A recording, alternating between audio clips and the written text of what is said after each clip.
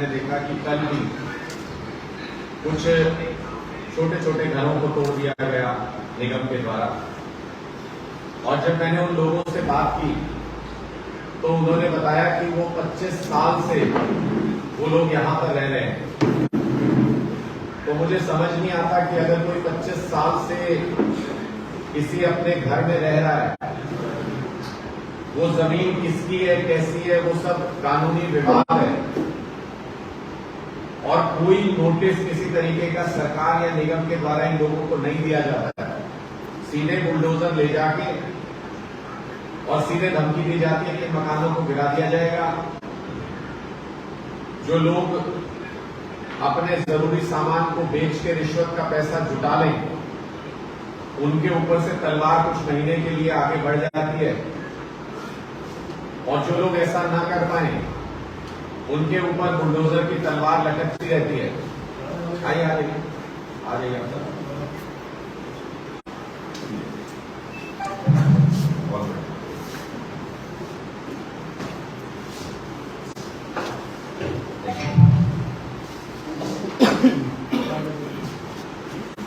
Media के कुछ और साथी अभी पहुंचे हैं, उनका भी बहुत बहुत स्वागत करता हूं। हम जिस मुद्दे के ऊपर बात कर रहे थे, आज सुबह ही मैंने कन्हई गांव विजिट किया है गुड़गांव का, और वहां पर एक सरकारी दादागिरी की तरह, एक सरकारी नेक्सस की तरह, सरकारी षड्यंत्र करके निगम के अधिकारी जाते बुलडोजर लेकर मकान गिरा के आ जाते हैं। कल भी कुछ मकान वहां पर गिराए गए। हमारे सरकार से इसके बारे में बहुत सीधे से प्रश्न है।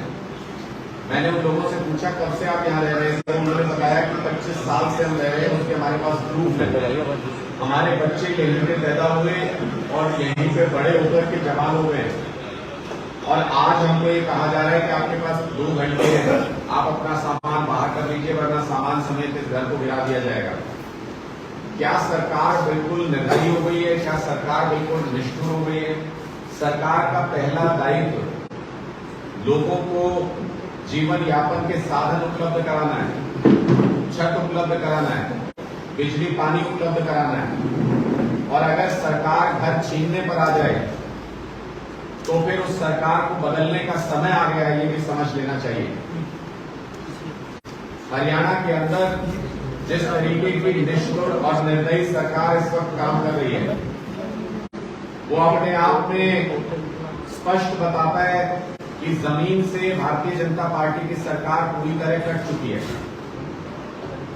मेरा सरकार से बहुत सीधे से प्रश्न है कि अगर ये घर अवैध है तो 25 साल में इन घरों को बसाया किसने और ये 25 साल तक एग्जिस्ट कैसे कर रहे थे? राशन कार्ड कैसे बने, बिजली के कनेक्शन कैसे मिले, इन सबको सरकारी सुविधाएं कैसे मिली? अगर इनका मकान गिराने के लिए सरकार का बुलडोजर जाता है तो सबसे पहले सरकार को इस बात का जवाब देना चाहिए कि कौन कौन अधिकारी इस पूरी साजिश में संलिप्त थे, जिनकी वजह से जो सरकार दावा करती है कि ये अवैध है घर, ये अवैध घर बने भी, बसे भी और यहाँ पर लोगों को तमाम सरकारी सुविधाएं भी मिली, उन अफसरों को लाइन में खड़े करके जब तक उनको सजा सरकार न दे दे तब तक इन घरों को उजाड़ने का सरकार को कोई अधिकार नहीं है। बार बार सरकार के बुलडोजर वहां पहुंचते हैं तो मकान तोड़ने के लिए या कोई सरकारी काम करने के लिए वहां नहीं पहुंचते। मुझे ये कहने में कोई एतराज, कोई संकोच नहीं है कि वहां से रिश्वत का पैसा इकट्ठा करने के लिए बार बार ये दबाव बनाया जाता है और गरीबों को अपना सामान बेच बेच के इन सरकारी अधिकारियों की रिश्वत के लिए पैसा जुटाना पड़ता है। तब ये सारे घर बच पाते हैं कुछ समय के लिए और फिर से कुछ महीने बाद इनके उस सिर पर तलवार खड़ी हो जाती है। सरकार तो कह रही थी कि गरीबों को मकान दिए जाएंगे। मोदी जी तो कहते थे कि 2022 तक देश में कोई ऐसा व्यक्ति नहीं बचेगा जिसके पास पक्का मकान ना हो। तो फिर ये लोग कौन हैं जिनके मकानों को भारतीय जनता पार्टी का प्रशासन गिराने के लिए पहुंचता है, जिनके मकानों पर बुलडोजर चलाने का प्रयास हो रहा है? ये लोग कौन हैं? एक बहुत पुराना एक शेर है कि उनकी राहों में मिट्टी के घर नहीं आते, इसलिए शायद उन्हें हम नजर नहीं आते। तो क्या मोदी जी को ये गरीब परिवार नजर नहीं आते? भारतीय जनता पार्टी की गिनती में नहीं आते ये लोग जिनके घरों को तोड़ने के लिए बार बार सरकार पहुंच जाती है? आम आदमी पार्टी ने ये संकल्प लिया है कि इन सभी गरीब परिवारों की लड़ाई आम आदमी पार्टी मजबूती से लड़ेगी। हमारे कार्यकर्ता इनके साथ खड़े होंगे और जहां भी संघर्ष की जरूरत होगी इनके मकानों को टूटने नहीं दिया जाएगा। इनके मकानों के लिए हम लोग संघर्ष करेंगे। दूसरी बात, गरीब और किसान दो ऐसे वर्ग हैं जिसको इस सरकार ने सबसे ज्यादा कुचला है। गरीब का उदाहरण मैंने आपको दिया, किसानों का उदाहरण भी आजकल मंडियों में देखने को मिल रहा है।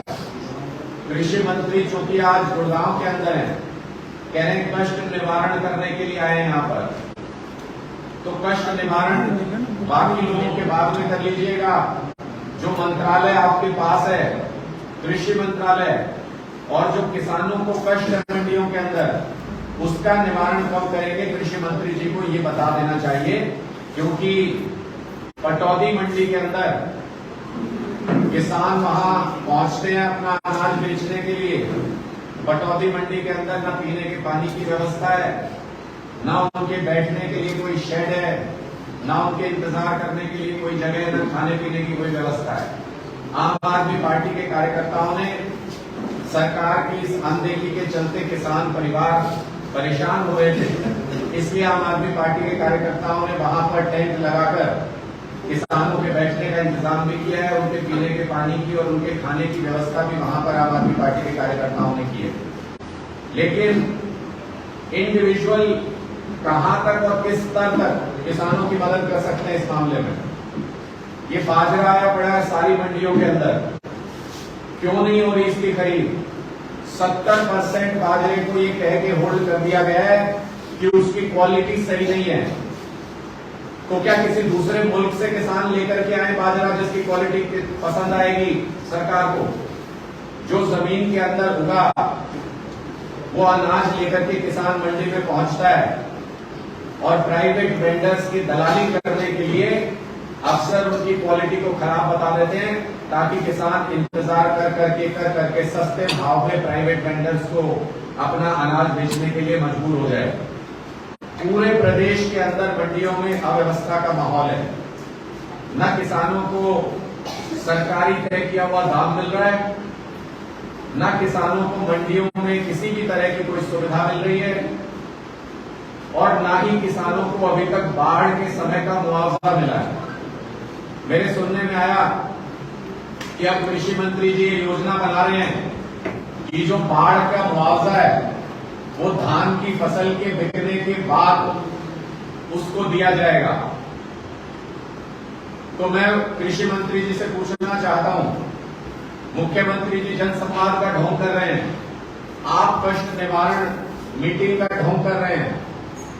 जिसका कष्ट निवारण करना चाहिए उस किसान का कष्ट निवारण कब करेंगे? ये जो बाढ़ का मुआवजा है ये अभी तक किसानों को क्यों नहीं दिया गया? और क्या जब सरकार को कोई पैसा लेना होता है लोगों से तब भी क्या 6-6 महीने देरी से वो पैसा स्वीकार कर लेगी सरकार? इसके बारे में भी स्पष्ट तौर पे सरकार को बताना चाहिए। तो गरीब और किसान सबसे ज्यादा प्रताड़ित इस सरकार के अंदर है। इन दोनों ही वर्गों को खास संरक्षण की जरूरत है। आम आदमी पार्टी अपने सभी कार्यकर्ताओं का आह्वान करती है कि हरियाणा के अंदर जहां भी गरीबों के ऊपर बीजेपी की सरकार अत्याचार कर रही है और जहां भी किसानों के ऊपर बीजेपी की सरकार अत्याचार कर रही है, उन सभी जगहों पर इनके साथ खड़े हों, इनको जिस मदद की जरूरत है वैसी मदद करें, और सरकार के अधिकारियों को और सरकार के मंत्रियों को भी बहुत साफ तरीके से ये बता दें कि 1 साल के बाद हरियाणा में आम आदमी का राज आ रहा है, उनका जो कुशासन है वो समाप्ति की तरफ है। इसलिए अधिकारी भी सही तरीके से काम करना शुरू कर दें। आम आदमी हर अधिकारी के कार्यकलापों की लिस्ट तैयार करना शुरू हो गया है, और जैसे ही आम आदमी की सरकार आएगी हर अधिकारी को, हर कर्मचारी को अपने किए का हिसाब देना पड़ेगा। ये बहुत स्पष्ट तौर पर हम बता देना चाहते हैं। आपके कोई सवाल है तो आप पूछ सकते हैं।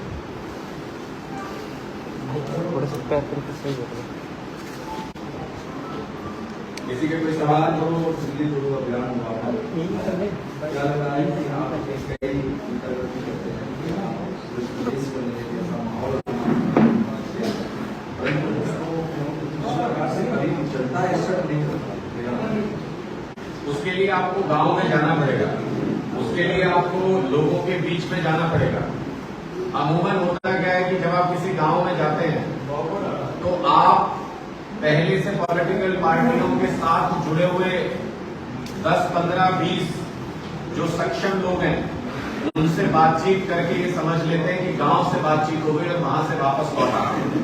आम आदमी पार्टी ने बिजली अभियान के दौरान, बिजली आंदोलन के दौरान और परिवार जोड़ो अभियान के दौरान एक एक परिवार, एक एक घर, एक एक व्यक्ति से मिलकर के उनको आम आदमी पार्टी की विचारधारा के बारे में जागरूक किया है और 90% लोगों का रुझान स्पष्ट है हरियाणा के अंदर कि कांग्रेस, बीजेपी, इनेलो और जेजेपी की जब जब सरकार आई, इन्होंने आम आदमी को लूटा है, इन्होंने आम आदमी के लिए कभी कोई काम नहीं किया है।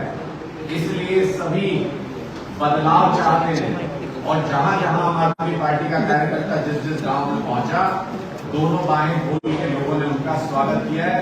बड़ी तादाद में लोग हमसे जुड़ रहे हैं।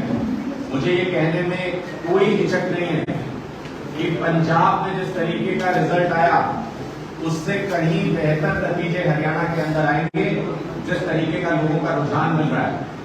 इसलिए जब आप गांव में जाके आम लोगों से बात करेंगे तो वो आम आदमी पार्टी की बात करते हुए नजर आएगा और जब आप गांव के दरवाजे पर खड़े हुए पॉलिटिकल वर्कर्स से बात करेंगे तो वो अपनी अपनी पार्टी की गीत गाता हुआ नजर आएगा। हम इन प्रोपेगेंडास की परवाह नहीं करते। आम आदमी पार्टी जमीन पर अपना संगठन तैयार करने में लगी है और अब से ठीक 1 महीने बाद पूरे प्रदेश के 2 लाख पदाधिकारियों को अरविंद केजरीवाल जी एक शपथ ग्रहण समारोह में खुद शपथ दिलाएंगे। मुझे नहीं लगता कि इतिहास में कभी हरियाणा में किसी भी पार्टी ने 2 लाख पदाधिकारियों को कभी शपथ दिलाई होगी और भविष्य में भी किसी पार्टी के अंदर इतनी ताकत है कि वो 2 लाख पदाधिकारियों को शपथ दिला सके। जिस दिन वो शपथ ग्रहण समारोह होगा उस दिन जिसकी भी आंख पे पट्टी बंधी हुई है वो सारी पट्टियां खुल जाएंगी, वो सारे पर्दे हट जाएंगे और आम आदमी पार्टी का राज 2024 में सबको स्पष्ट दिखना शुरू हो जाएगा। आदरणीय बड़ा साहब, जिस प्रकार से अभी आपने कहा कि यहाँ पर लोग जो मकान खोले जा रहे हैं या फिर आपने किसानों की बात, आपके ऊपर भी जिस प्रकार के आप आरोप लगा रहे हैं, जब भाजपा पार्टी में सवाल किया जाता है तो उनका मानना है कि बेबुनियाद आम आदमी पार्टी के नेता का आरोप लगा, जबकि तो प्रशासन का बहुत कहना है तो सरकारी जमीन है उनको खरीद करवाए जाए।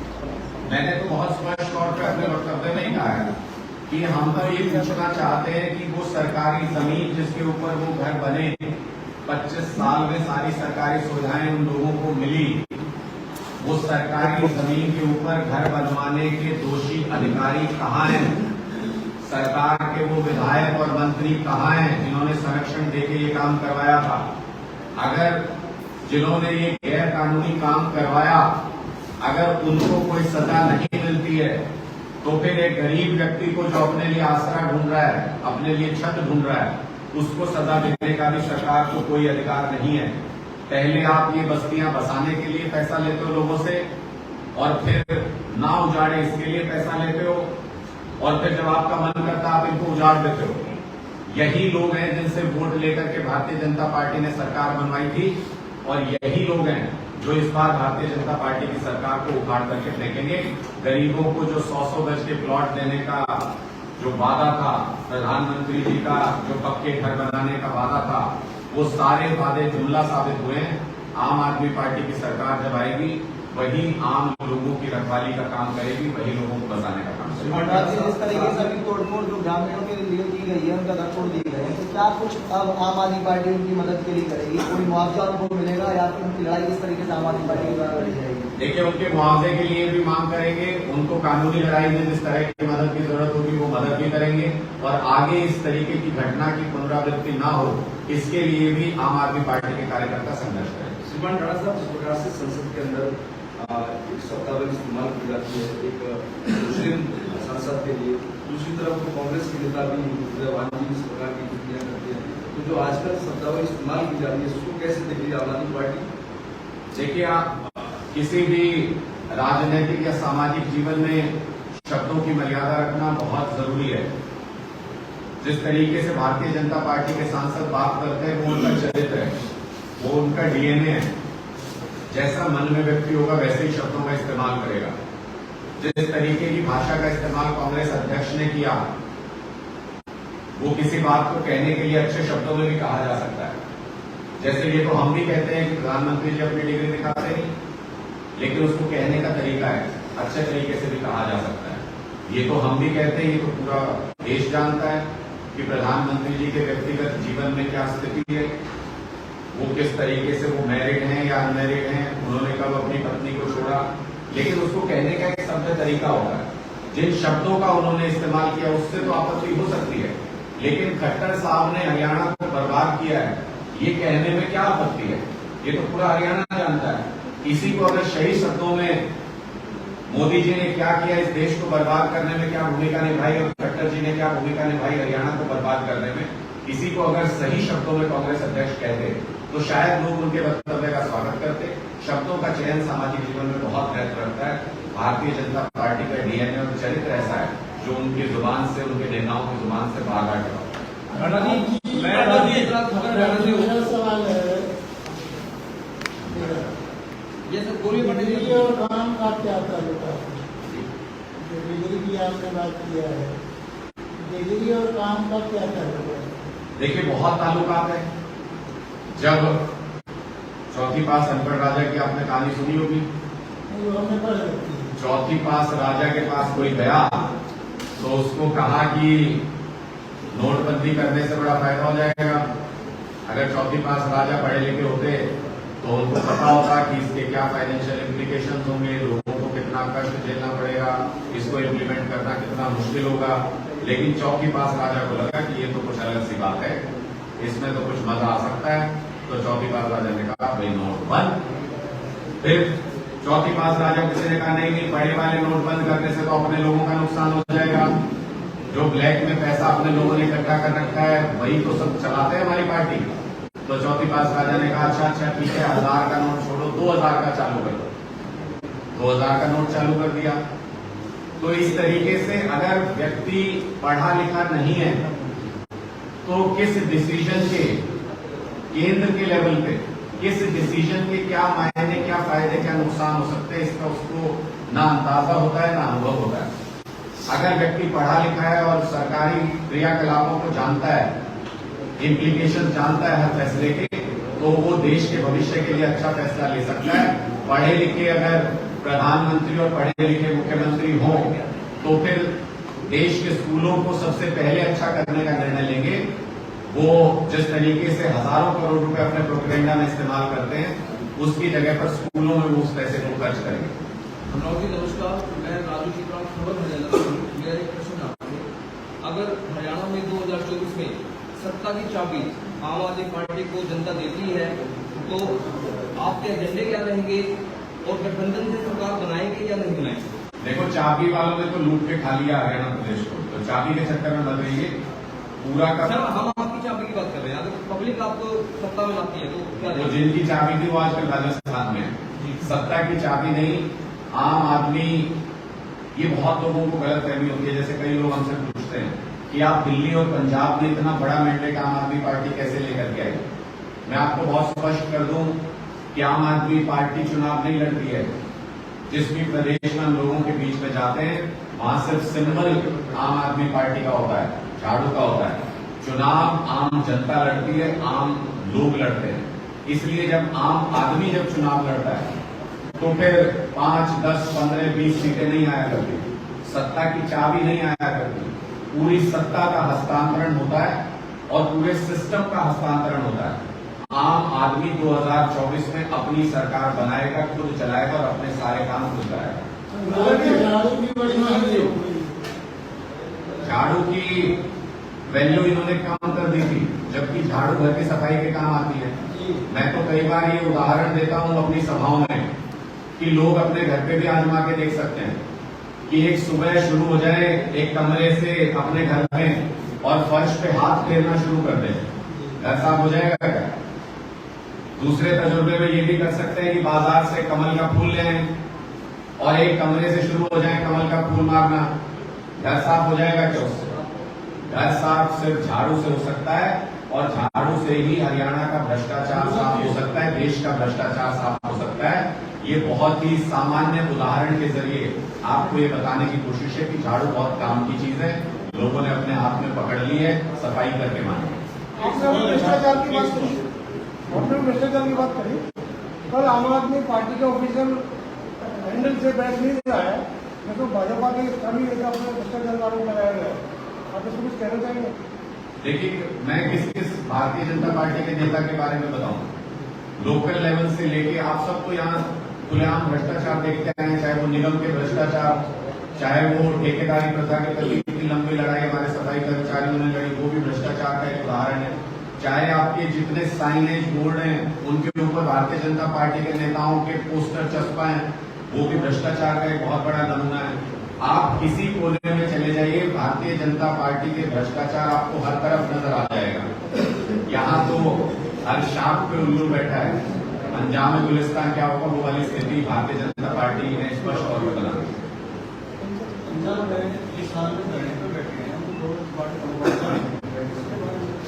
देखिए, पंजाब पहला ऐसा राज्य है जिसने 15 दिन के अंदर बहुत सारे किसानों का बाढ़ का मुआवजा उनके अकाउंट्स के अंदर डलवा दिया, जिनके यहाँ पर मृत्यु हो गई, जिनके यहाँ पर कोई प्रॉपर्टी का नुकसान हो गया उनका भी मुआवजा दिया। कुछ किसान संगठनों की कुछ स्पेसिफिक मांग को लेकर के पंजाब के अंदर प्रोटेस्ट चल रहा है, उनके साथ सरकार लगातार संपर्क में है और उसको बहुत जल्दी सुलझा लिया जाएगा। अनुराग जी, एक और पूछूं,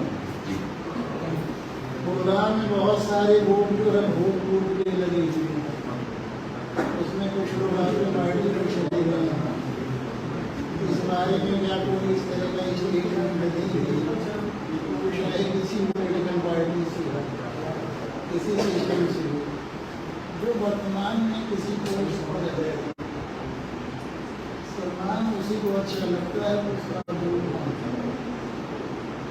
इससे शहर में गुड़गांव में बड़ा भ्रम पैदा होता है, तो ये नहीं समझ पाते किसी नेता की ये स्टेटस है, इसके बारे में आपका सुझाव अच्छा है, इस पर विचार करेंगे और अपने कार्यकर्ताओं नेताओं से इस पर बात करेंगे। अनुराग, जिस प्रकार से खालिस्तानी को लेकर चर्चा आज विश्व के अंदर है और जिस प्रकार से बयानबाजी लंदन की तरफ से कैसे आपने देश के खिलाफ काम करने वाली कोई भी ताकत, देश के खिलाफ खड़े होने वाली कोई भी ताकत आम आदमी पार्टी को किसी भी शर्त पर किसी भी हालत में मंजूर नहीं है। जो भी फैसला इस पूरे मामले में विदेश मंत्रालय करता है, देश की सरकार करती है, आम आदमी पार्टी पूरी ताकत से उनके साथ है। एक अन्य सवाल और है, भारत छोड़ जो महिला उस पर आम आदमी पार्टी कैसे फोकस करती है? वही अभी ना तो अभी वो पारित किया गया है 2029 तक शायद सामने आए, क्या ये चुनावी चुनाव नहीं? देखिए, ये महिला आरक्षण बिल नहीं था, ये महिला बेवकूफ बनाओ बिल था। इस बिल के जरिए, इस कानून के जरिए भारतीय जनता पार्टी ने महिला आरक्षण की लड़ाई जो कई दशकों से हमारी माताएं बहनें लड़ रही थी, उनको भारतीय जनता पार्टी ने 10-15 साल आगे धकेल दिया है, जानबूझकर एक साजिश के तहत कि अभी वो आरक्षण न मिल जाए, इसलिए कागज पर मोहर लगाकर ये लिख दिया है कि 15 साल और नहीं मिल सकता है आरक्षण। ये भारतीय जनता पार्टी की स्पष्ट तौर पर एक साजिश थी। आम आदमी पार्टी भारतीय जनता पार्टी की साजिश को देश के हर कोने में जाकर बेनकाब करेगी और 2024 में जब सरकार बदलेगी तो तुरंत प्रभाव से महिला आरक्षण कानून लागू किया जा सके, उसके लिए भी प्रावधान करेंगे। ओबीसी को लेकर भी उन्होंने जिक्र किया है, ओबीसी महिलाओं का राहुल गांधी ने कहा कि ओबीसी महिलाओं को आरक्षण मिलना चाहिए। देखिए, जातीय जनगणना के लिए हमने बहुत स्पष्ट तौर पर मांग की है और इंडिया गठबंधन ने ये साफ तौर पर कहा है कि जातीय जनगणना होनी चाहिए। हमको एटलीस्ट पता लगना चाहिए कि किस वर्ग से कितने व्यक्ति देश में किस समुदाय से हैं और उसी के आधार पर आगे के निर्णय होने चाहिए। ये स्पष्ट तौर पर मांग इंडिया की तरफ से आधिकारिक तौर पर की जाएगी। बीजेपी सरकार के ऊपर आरोप लगाए कि पीला पंजा चलाने गरीब लोग हैं। हाल ही में एक मामला आया है, उन्होंने अपने कार्यकर्ता के घर पर भी पीला पंजा बेच दिया बिना किसी को। तो इसके बारे में देखिए, ऐसे बहुत सारे मामले हैं। हम आज यहाँ पर गए हुए थे कड़ी गांव में, वहां पर भी भारतीय जनता पार्टी के पदाधिकारी खुद मौजूद थे और उनके घरों पर भी, उनकी कॉलोनी में भी पीला पंजा चलाया गया था। भारतीय जनता पार्टी और जेजेपी के अंदर भी बहुत से लोग ऐसे हैं जो इनकी नीतियों से त्रस्त हैं, परेशान हैं। आने वाले समय में एक जबरदस्त भूचाल हम भारतीय जनता पार्टी और जेजेपी के अंदर देखने जा रहे हैं। ये सब लोग बीजेपी और जेजेपी को छोड़ करके, अभी 3-4 महीने की और इनकी सरकार है, उसके बाद तो अफसर भी इनकी मांगनी बंद कर देंगे। ये सारे लोग आम आदमी पार्टी में ही आने वाले हैं आगे अपने अधिकारों की लड़ाई लड़ने के लिए। आम आदमी पार्टी जो स्पष्ट जीवन जिन्होंने जिया है, साफ सुथरे लोग जिन्होंने संघर्ष किया है, उन सभी का आम आदमी पार्टी स्वागत करती है।